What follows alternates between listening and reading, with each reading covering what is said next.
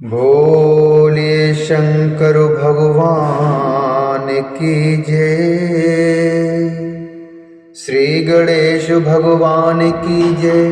भगवती मैया की जय।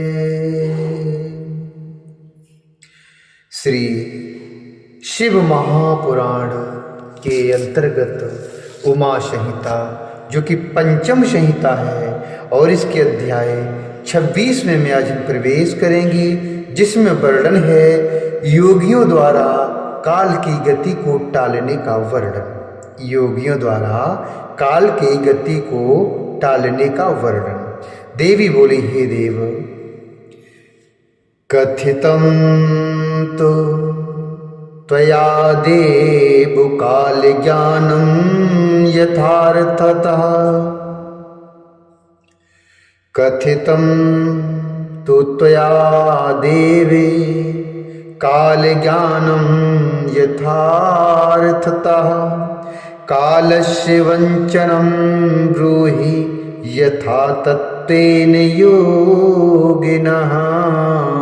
यथा तत्त्वेन योगिनः।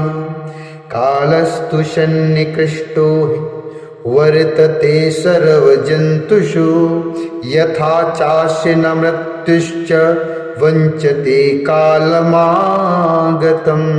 यथा चास्य न मृत्युश्च वञ्चते कालमागतं। तथा कथय मे देव प्रीतिं कृत्वा ममोपरि। योगिनां च हिताय त्वं ब्रूहि सर्वसुखप्रद। ब्रूहि सर्वसुखप्रद। देवी बोली, हे देव, आपने यथार्थ रूप से काल ज्ञान का वर्णन किया। आपने यथार्थ रूप से काल ज्ञान का वर्णन किया। योगीजन जिस प्रकार काल का वंचन करते हैं, आप उसे विधि पूर्वक कहिए। काल सभी प्राणियों के सन्निकट घूमता है, किंतु योगी आए हुए काल को भी वंचित कर देता है, जिससे उसकी मृत्यु नहीं होती है। हे देव, मेरे ऊपर कृपा करके आप इसका वर्णन करें। हे सर्वसुखद, योगियों के हित के लिए इसका वर्णन करें। तब भगवान शिव बोले, हे देवी, हे शिवे, शृणु देवी प्रवक्ष्यामि। पृष्टो अहं यत्त्वया शिवे। शृणु देवी प्रवक्ष्यामि। पृष्टो अहं यत्त्वया शिवे। समासेन च सर्वेषां मानुषाणां हितार्थतः। समासेन च सर्वेषां मानुषाणां हितार्थतः। पृथिव्याप इस्तथा तेजो।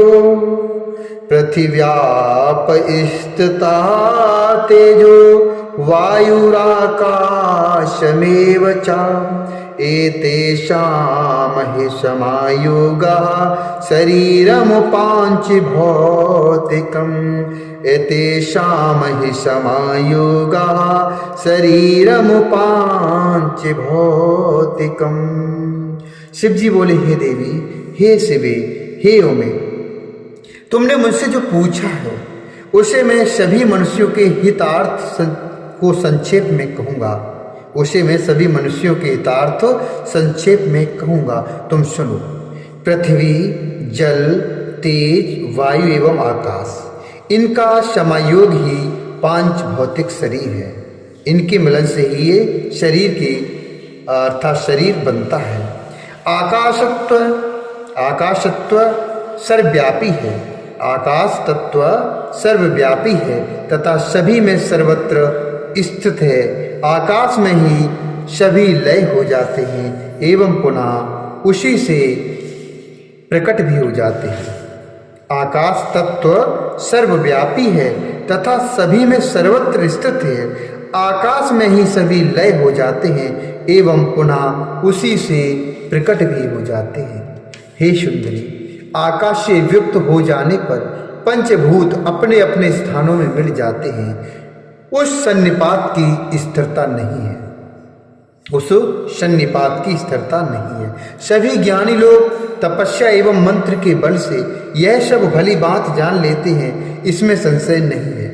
देवी बोली, आकाश तत्व उस घोर रूप काल के द्वारा नष्ट हो जाता है। जो आकाश तत्व होता है वह घोर रूप काल के द्वारा नष्ट हो जाता है, क्योंकि काल कराल एवं त्रिलोकी का स्वामी है। आपने उस काल को भी जला दिया था, किंतु स्तोत्रों द्वारा स्तुति किए जाने पर आप उस पर संतुष्ट हो गए और उसने पुनः अपना स्वरूप प्राप्त कर लिया। आपने वार्तालाप के माध्यम से उससे कहा कि तुम लोगों से अदृश्य रहकर विचरण करोगे। उस समय आपने उसे महान प्रभाव वाला देखा और आप प्रभु के वर के प्रभाव से वह पुनः उठ खड़ा हुआ। हे महेश, क्या इस जगत में कोई साधन है जिससे काल मारा जा सके? उसे मुझको बताइए। आप योगियों में श्रेष्ठ, प्रभावशाली तथा स्वतंत्र हैं और परोपकार के लिए शरीर धारण किए हुए हैं। तब शंकर जी बोले, हे देवी, न हन्यते देवुबरे स्तुदैत्यः सैचर छोर गमानुश्चेश्च ये योगिनो ध्यानोपरासदेयः भवन्ति ते घिनन्ति सुखेन कालम्। ये योगिनो ध्यानोपरासदेयः भवन्ति ते घिनन्ति सुखेन कालम्। शंकर जी बोले, हे देवी, बड़े बड़े देवताओं, दैत्यों, यक्षों, राक्षसों, सर्पों एवं मनुष्यों से भी काल नहीं मारा जा सकता है, किंतु जो ध्यान प्रायण देहधारी योगी होते हैं वे सरलतापूर्वक काल को मार डालते हैं। सनत कुमार बोले, तीनों लोकों के गुरु शिव की बात सुनकर पार्वती ने हंसकर कहा, आप मुझे सच सच बताइए कि योगी किस प्रकार इस काल को अपने वश में कर लेते हैं। तब शिव जी ने उनसे कहा, हे चंद्रमुखी, निष्पाप तथा एकाग्रचित होकर योगी जन है। निष्पाप तथा एकाग्रचित्त जो योगी जन हैं वे जिस प्रकार निमेष आदि कलाओं वाले काल रूपी सर्प को शीघ्र ही नष्ट कर देते हैं, उसे तुम ध्यान से सुनो। शंकर जी बोले, हे वरारोही, पंचभूतात्मको देहा सदा युक्तस्तु तद्गुणहि उत्पादत्ते वरारोहे तद्वलीनो हि पार्थिवः। शंकर जी बोले, हे वरारोहे, यह पंचभूतात्मक शरीर सदा उनके रूप रसादि गुणों से युक्त होकर उत्पन्न होता है और पुनः यह पार्थिव शरीर उन्हीं में विलीन भी हो जाता है, और यह पार्थिव शरीर उन्हीं में विलीन भी हो जाता है। आकाश से वायु उत्पन्न होता है, वायु से तेज उत्पन्न होता है और तेज से जल उत्पन्न होता है और जल से पृथ्वी उत्पन्न होती है। ये क्रमशः पृथ्वी आदि पंचभूत एक दूसरे में पूर्व के क्रम से विलीन होते हैं। पृथ्वी 5 गुणों वाली कही गई है, जल 4 गुणों वाला, तेज 3 गुणों वाला तथा वायु 2 गुणों वाला है। इन पृथ्वी आदि में आकाश तत्व एकमात्र शब्द गुण वाला कहा गया है। जब पंच महाभूत शब्द, स्पर्श, रूप, रस और 5वां गंध अपने इन गुणों को त्याग देते हैं तो प्राणी की मृत्यु हो जाती है, और जब अपने अपने गुणों को ग्रहण करते हैं तब उसी को जीव का प्रकट होना कहा जाता है। हे देवेश, इस प्रकार 5 भूतों को ठीक ठाक जानो। अतः हे देवेश, काल को जीतने की इच्छा वाले योगी को यत्न पूर्वक अपने अपने काल में उसके अंशभूत हुए गुणों पर विचार करना चाहिए। पार्वती जी बोली, हे योग वेत्ता प्रभु, योगी लोग ध्यान से अथवा मंत्र से किस प्रकार काल को जीतते हैं वह सब मुझसे कहिए। शंकर जी बोले, हे देवी सुनो। शृणु देवी प्रवक्ष्यामि योगिनाम हितकाम्यया परिज्ञान प्रकथनं न देयं यस्य कस्यचिते श्रद्धानाय दातव्यं श्रद्धानाय दातव्यम भक्तियुक्ताय धीमते अनाइष्टकाय शुद्धाय धर्म नित्याय भामिनी। शंकर जी बोले, हे देवी सुनो, मैं योगियों के हित के लिए से कहूँगा, जिस किसी को इस उत्कृष्ट ज्ञान का उपदेश प्रदान नहीं करना चाहिए, हे भामिनी, इसका उपदेश श्रद्धालु, भक्त, बुद्धिमान, आस्तिक, पवित्र तथा धर्मपरायण व्यक्ति को ही करना चाहिए। योगी को चाहिए कि उत्तम आसन पर विराजमान होकर प्राणायाम के द्वारा योग का अभ्यास करे। विशेषकर सब लोगों के सो जाने पर बिना दीप के अंधकार में ही योगाभ्यास करना चाहिए। एक मुहूर्त तक तर्जनी अंगुली से दोनों कान दबाकर बंद रखें। ऐसा करने से कुछ देर बाद अग्नि प्रेरित शब्द सुनाई पड़ने लगता है। एक मुहूर्त तक तर्जनी अंगुली से दोनों कान दबाकर बंद रखें। ऐसा करने से कुछ देर बाद अग्नि प्रेरित शब्द सुनाई पड़ने लगता है। इससे संध्या के बाद खाया हुआ अन्न क्षण भर में पच जाता है और वह ज्वर आदि समस्त रोगों अर्थात समस्त रोग उपद्रवों को शीघ्र ही नष्ट कर देता है। जो योगी नित्य 2 घड़ी पर्यंत इस तरह के आकार का ध्यान करता है, वह काम तथा मृत्यु को जीतकर अपनी इच्छा से इस लोक में विचरण करता है और सर्वज्ञ तथा सर्वदर्शी होकर संपूर्ण सिद्धियों को प्राप्त कर लेता है। वर्षा काल में जिस प्रकार मेघ आकाश में शब्द करते हैं, उसी प्रकार का यह शब्द है। उसे सुनकर योगी शीघ्र ही संसार बंधन से मुक्त हो जाता है। इसके बाद वह योगियों द्वारा प्रतिदिन चिंतन किया जाता हुआ शब्द सूक्ष्म से भी सूक्ष्म होता जाता है। हे देवी, इस प्रकार मैंने शब्द ब्रह्म के ध्यान की यह विधि तुमसे कह दी है। जिस प्रकार धान को चाहने वाला पुआल का त्याग कर देता है, जिस प्रकार धान को चाहने वाला पुआल का त्याग कर देता है, वैसे ही योगी को सांसारिक बंधन का पूर्ण रूप से त्याग कर देना चाहिए। इस शब्द ब्रह्म को प्राप्त करके जो कोई भी लोग अन्य पदार्थों की इच्छा रखते हैं, वे मानो अपनी मुट्ठी से आकाश का भेदन करना चाहते हैं और इस अमृतोपम योग को पार करके भी भूख प्यास की अपेक्षा रखते हैं। शब्द ब्रह्म नाम से कहे गए परम सुख देने वाले मुक्ति के कारण स्वरूप अंतःकरण में स्थित अविनाशी तथा सभी उपाधियों से रहित इस पर ब्रह्म को जानकर मनुष्य मुक्त हो जाते हैं। जो इस शब्द ब्रह्म को नहीं जानते, वे काल के पास से मोहित होकर मृत्यु के वश में होते हैं एवं वे पापी तथा कुबुद्धि हैं। वे संसार चक्र में तभी तक भटकते रहते हैं जब तक उन्हें धाम सबका आश्रय प्राप्त नहीं हो जाता है। परम तत्व के ज्ञात हो जाने पर मनुष्य जन्म मृत्यु रूपी बंधन से छूट जाते हैं। योगी को चाहिए कि वह निद्रा आलस्य रूपी महाविघ्नकारी शत्रु को यत्न पूर्वक जीतकर सुखद आसन पर बैठ करके नित्य प्रति शब्द ब्रह्म का अभ्यास करे। 100 वर्ष की आयु वाला वृद्ध मनुष्य इसे प्राप्त करके जीवन पर्यंत इसका अभ्यास करे तो उसे आरोग्य लाभ होता है, उसकी वीर वृद्धि होती है और वह मृत्यु को जीतकर अपने शरीर को स्थिर रखता है। इस प्रकार का विश्वास जब वृद्ध में देखा जाता है, इस प्रकार का विश्वास जब वृद्ध में देखा जाता है, तब युवक जन में इसकी बात ही क्या। यह शब्द ब्रह्म न ओमकार है, न मंत्र है, न बीज है तथा न ही अक्षर ही है। हे देवी, यह शब्द ब्रह्म अनाहत तथा उच्चारण से रहित होता है और यह परम कल्याणकारी है। हे प्रिय, उत्तम बुद्धि वाले यत्न पूर्वक निरंतर इसका ध्यान करते हैं। उसी अनाहत नाद से प्रकट होने वाले 9 प्रकार के शब्द कहे गए हैं जिन्हें प्राणवेत्ताओं ने परिलक्षित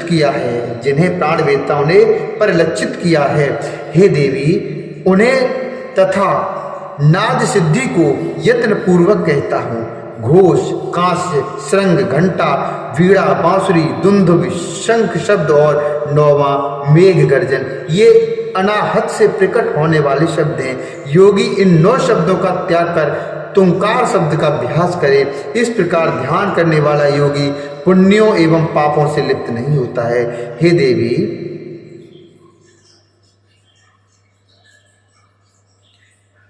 देवी, जब योगाभ्यास से युक्त योगी सुनने का यत्न करते हुए भी नहीं सुन पाए तो भी मृत्यु के समीप आने पर भी योगी रात दिन इसी प्रकार का अभ्यास करता रहे, तब उससे 7 दिनों में मृत्यु को जीतने वाला शब्द उत्पन्न होता है। हे देवी, वह 9 प्रकार का होता है। मैं यथार्थ रूप से उसका वर्णन करता हूँ। पहला घोषात्मक नाद होता है। वह आत्मा को शुद्ध करने वाला, श्रेष्ठ, सभी प्रकार की व्याधियों को दूर करने वाला, मन को वशीभूत कर अपने प्रति आकृष्ट करने वाला तथा उत्तम होता है। द्वितीय कांस का शब्द होता है जो जीवों की गति को रोकता है और विष तथा सभी भूत ग्रहों को दूर करता है, इसमें संदेह नहीं है। तीसरा संगनाद है, उसका आभिचारिक कर्म में प्रयोग करना चाहिए। तीसरा श्रृंगनाद है, उसका आभिचारिक कर्म में प्रयोग करना चाहिए। शत्रु के उच्चाटन तथा मारण में वह प्रयोग करने योग्य है। चौथा घंटा नाद होता है जिसका साक्षात परमेश्वर उच्चारण करते हैं। वह सभी देवगणों को भी आकर्षित करने वाला है। फिर भूलोक के मनुष्यों की तो बात ही क्या है। यक्ष तथा गंधर्वों की कन्याएं उस नाद से आकृष्ट होकर उस योगी को यथेच्छ महासिद्धि प्रदान करती हैं। यक्ष तथा गंधर्वों की कन्याएं उस नाद से आकृष्ट होकर उस योगी को यथेच्छ महासिद्धि प्रदान करती हैं। पांचवा नाद वीणा है, जिसे योगी लोग निरंतर सुनते रहते हैं। पांचवा नाद जो है वो वीणा है, जिसे योगी लोग निरंतर सुनते रहते हैं। हे देवी, उससे दूरदर्शन की शक्ति प्राप्त होती है। वंशी नाद का ध्यान करने वाले योगी को सभी तत्व प्राप्त हो जाते हैं। दुंदुभी नाद का ध्यान करने वाला जरा एवं मृत्यु से रहित हो जाता है। हे देवेश, शंखनाद का अनुसंधान करने से इच्छानुसार रूप धारण का सामर्थ्य प्राप्त होता है और मेघ के नाद का ध्यान करने से योगी को कोई विपत्ति नहीं होती है। हे वरानने, जो एकाग्र मन से नित्य प्रति ब्रह्म रूपी तुंकार का ध्यान करता है उसे इच्छा अनुसार सभी वस्तुएं प्राप्त हो जाती हैं और उसके लिए कुछ भी असाध्य नहीं होता है। वह सर्वज्ञ, सर्वदर्शी तथा काम रूपी होकर सर्वत्र भ्रमण करता है और विकारों से युक्त नहीं होता है। वह साक्षात शिव ही है, इसमें संदेह नहीं है। हे परमेश्वरी, मैंने यह 9 प्रकार का शब्द ब्रह्म स्वरूप तुमसे कहा है। अब और क्या सुनना चाहते हैं वो बताइए। एतत्ते परमेशान, एतत्ते परमेशानि शब्द ब्रह्म स्वरूपकम नवधा सर्वमाख्यातम किम भूयः श्रोतुमिच्छसि, भूयः श्रोतुमिच्छसि। इति श्री शिव महापुराणे पंचम्यमाशयतायां कालवंचन वर्णनम नाम षड्विंशोऽध्याय। इस प्रकार से शिव महापुराण के अंतर्गत 5वीं संहिता में कालचक्र वर्णन नामक 26वां अध्याय पूर्ण हुआ। भोले शंकर भगवान की जय, श्री हरि नारायण भगवान की जय।